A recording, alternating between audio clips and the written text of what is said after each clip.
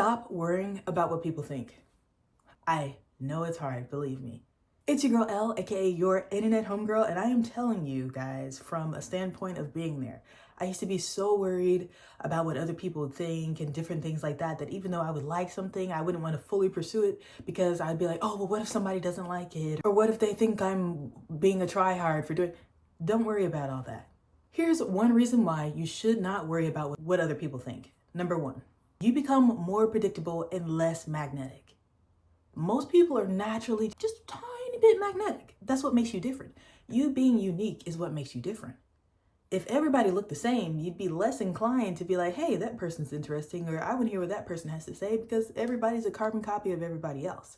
Constantly shaping your actions for the approval of others is going to take away your natural, glam. It's going to take away your natural mystique. People tend to lose interest in other people who don't seem to have a little bit of mystery or a little bit of something else that goes with them. And I'm not saying create a false mystery, have a theme song everywhere you go or anything like that, but that natural mystique goes away when you're worried about what other people think, because instead of having that natural, I wonder what they're going to do next, you're looking at others for what to do next.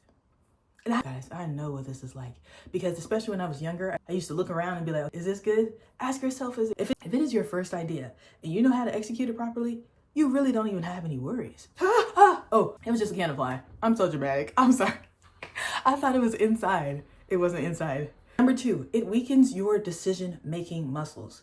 If you are allowing other people to make decisions for you on what you like, what you can do, what you're capable of, you're not even going to know how to make decisions anymore, because instead of making decisions, you're allowing other people to make decisions for you. How is that?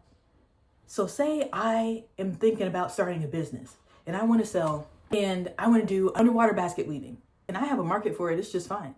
But the people around me are like, why are you doing underwater basket weaving? Well, I know that here and here, if I do the things that I need to do, that I have lined up and that's already proven, then I'll do well.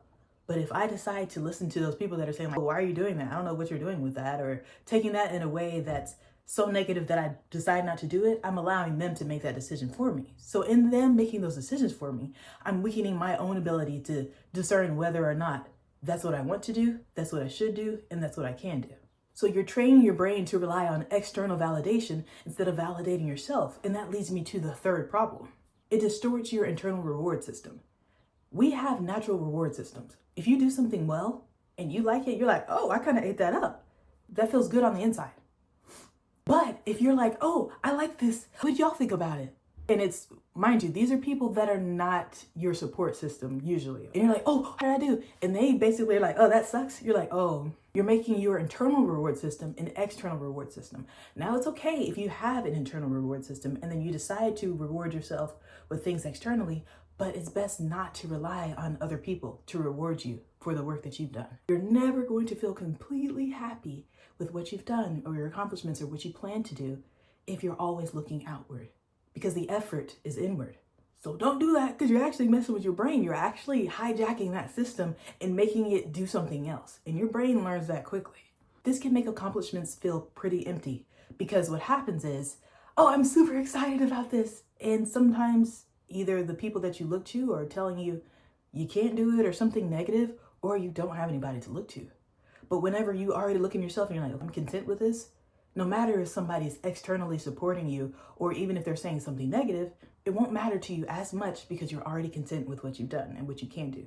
Now, here are some reasons why not caring about what other people think is going to change your life. Number one, innovators, artists, anybody that is notable that you probably know right now, they probably don't care about what other people think. They probably had to pave their own pathway. When you stop caring about what other people think so much so that it dims your light, you give yourself the permission to think bigger. I want you to say that in your head or out loud right now. I give myself permission to think bigger. If you don't think big, that means you're thinking small, and everybody's capable of thinking big. Take those creative risks. Pursue those goals, because the worst thing to do is when you get old and gray, or whatever, you might not even get old and gray. You might be in the stage right now where you're like, man, I wish I would have done that back then, but I was too worried about what people thought. You don't ever want to have that moment, because this is going to sound bad, but let your failures be on you. Let your failures be because you made a mistake or something like that. Or don't let a failure come from not trying or being too afraid. Get on that thing. And it sometimes depends on your environment. If you are pursuing something that seems unreasonable to the people around you, they don't know how to do anything better sometimes. They don't know how to do anything different because they also haven't seen that happen. They haven't seen that be executed well. So it doesn't mean that they're always purposely trying to harm you or trying to speak negatively on you. Sometimes they just are not exposed to those things, so they're not used to being able to support that or even care about it. Number 2, you attract more opportunities that align with your true strengths. You might get a whole bunch of opportunities, but if you're trying to fit this image that's not really you and you go through your life like that, at some point you're going to be not very content with who you are, and it's harder to shift. This is the real me now, because you're going to be comfortable. And even though you're not comfortable, you're still going to be comfortable in the fact that people have already accepted you this way. But when you live authentically, you naturally gravitate towards the work that you actually enjoy. This means less burnout, greater fulfillment, because you're choosing things that actually align with your values, your strengths, what you enjoy. When you love something, there's a little bit more sizzle in there. You can probably tell right now I'm passionate about this. And the reason why is because I come from that place where I was too concerned about what other people thought. But I'm done with that. You should be done with that as well.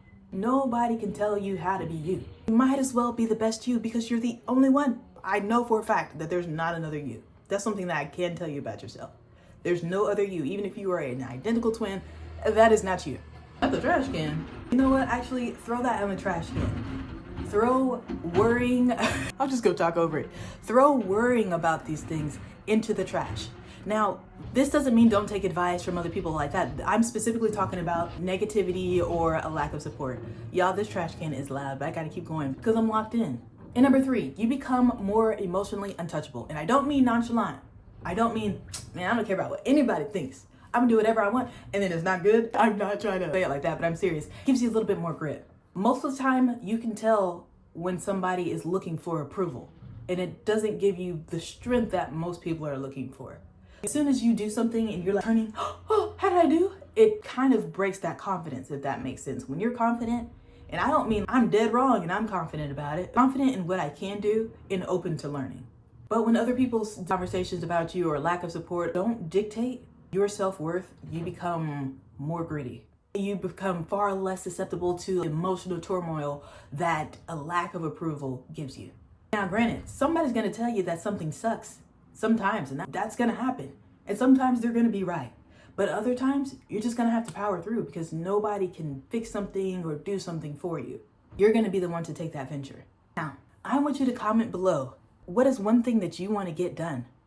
No matter what anybody says, anything, it literally could be anything. You could be like, I want to do a headstand right now. I want to do a handstand. Tell me in the comments. And believe me, I support you. And if nobody has told you, I believe in you. You should most certainly believe in yourself. And I don't want you to think I'm yapping because I'm mad or something like that, but I'm passionate about this because, like I said, you are the only one that can do what you can do. And I sure would hate to see that go to waste. So get out there and do your thing.